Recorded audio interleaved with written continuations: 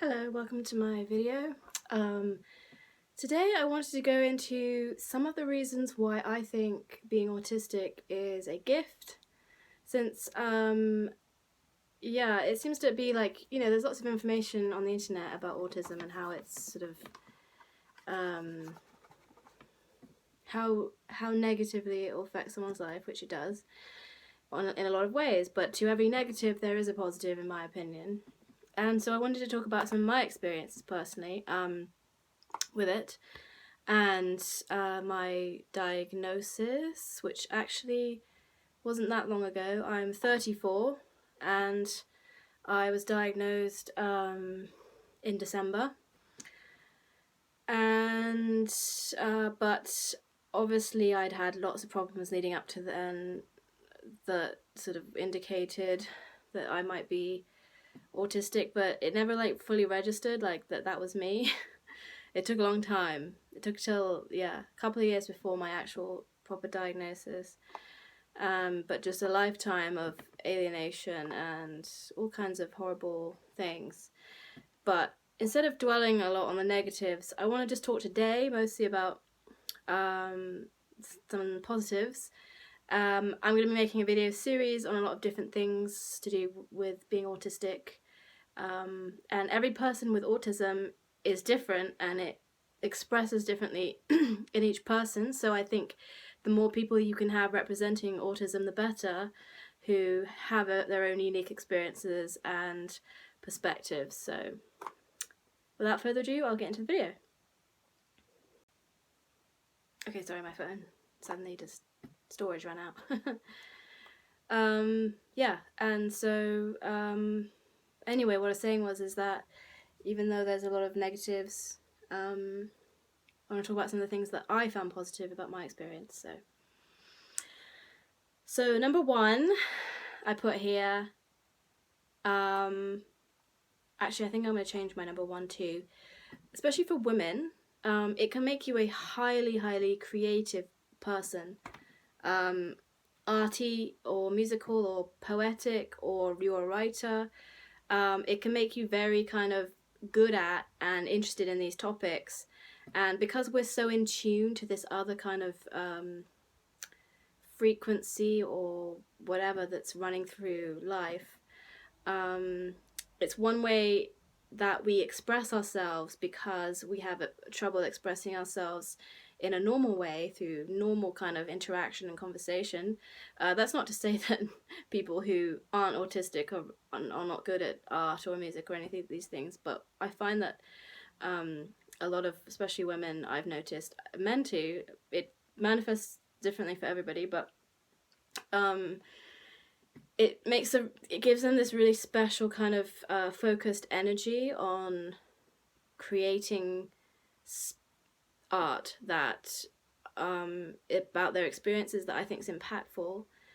And yeah, this current, that's what I wanted to say. There's this kind of current that's running through life, and I think as autistic people we're kind of more tapped into that, because I think there's a level of empathy which is greater than somebody who's not autistic. And somebody might try and fight me for saying that, because they'll be like, there's no evidence for that, and plus autistics don't have empathy, which is another misconception. It's more just we aren't able to show it, we experience it a lot on a deep level. Anyway, I'm going to get to that in like some of my others. But anyway, so that's my number one thing. And there's some great artists, like artistic people, and very interesting people on the internet as well, YouTubers that I've seen, like Simply Kenna is one of them, Cozy Kitsune, I think. She's a younger 24-year-old autistic girl, and I love her videos because she's very creative. She really focuses on like aesthetics, and that's another thing that, as an autistic person you could take a huge interest in. And I know that's always been true for me on some level. Excuse me. And Victoria Rose is another YouTuber which I really like, was diagnosed with autism like not long ago. Her videos are very sort of depending on what you're watching, but the way she kind of shoots them is in this very kind of futuristic, like dystopian, kind of like a film, and just the way she captures like certain movements or like parts of her day-to-day kind of routines, and the way she kind of puts it together is very arty. She's got a very specific style, which I think is very kind of which represents that kind of autistic mindset, because you're very much kind of in your own world as well. And so I really resonated with that. Anyway, number 2, I put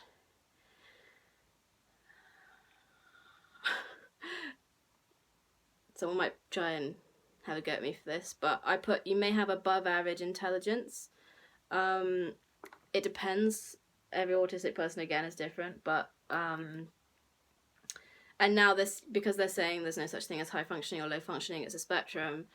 But I think a lot of autistic people are on the higher intelligence level, at least slightly above average IQ, which still is enough, in my opinion. That's not to say it's bad if you aren't. Everyone's got something unique that they're contributing in by being themselves. But there's a lot of scientists in history who were autistic. Einstein was said to have been autistic. Paul Dirac, can't remember if that's how you pronounce it. He was one of the main contributors to like quantum physics, I think, today. And also Nikola Tesla, they suspected was autistic. Excuse me. I'm going to make another video about talking about people in history who were autistic. But anyway, Mozart, he was said to have been have Asperger's, and if you can hear, his music, you can hear it almost. Anyway,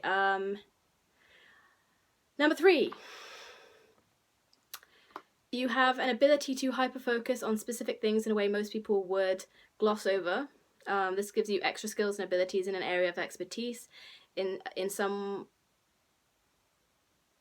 a way that someone without autism may not have or be aware of. You can have an above average ability to spot detail and can make great mechanics, artists, mathematicians, scientists, etc., etc. Some autistics say they have a special ability, which definitely makes sense because you've got extra connecting neurons firing across extra synaptic activity. And I put here that some people say they don't have a special ability, but I bet you do, but you may not have found it yet. And even if it's something simple, such as I put here, even if your special ability is having a knack for categorizing and organizing any kind of information, which I put in my opinion is a very useful and efficient skill. So I really admire people who categorize and organize and put things in certain sort of specific categories. And then I put you can even have odd abilities, such as sort of savant type abilities, or I put here that I heard about an autistic man who was nonverbal, but he could point out a very specific mechanical issue. That he lived on a farm, and he could point out what the mechanical issue was in some faulty equipment, without really assessing the machine. It just gives you this ability to kind of be intuitive to certain things in that way, like without any kind of prior experience, and even if you did have prior experience, it just gives you kind of a more intuitive knowing of things somehow. And I put you can have savant type abilities. An example of this is there's a man who can tell you what day of the week it was by just asking, what day of the week was it? February 22nd, 1929, and he'll be like, oh, it was a Wednesday, and you'll look it up and it'll be right. And it's like, well, how can you explain that with scientifically you can't. It's like, that's what I'm talking about with like savant type abilities. You just have extra sensory abilities.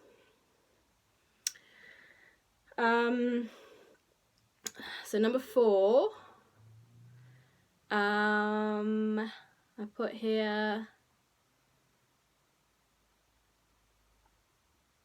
I also want to add, some autistic people take pride in expressing themselves in a certain way, like in their physical appearance too, which I really appreciate. A lot of them into like dressing up, or you know, what they call cosplay now. I'm a bit old, so. But I used to do that when I was younger. I'd be really inspired by a film that I'd watch, and I'd try and kind of like emulate or replicate the look. And so that's another thing I really admire about like a lot of like autistic people. You don't have to be autistic to be into that, but I've seen it more amongst autistic people. Not that I know, not that I honestly know that many. Like, I actually don't know that many autistic people. I'm the only one that I know where I live right now. I used to live in Vancouver in British Columbia, Canada, and I had one autistic friend.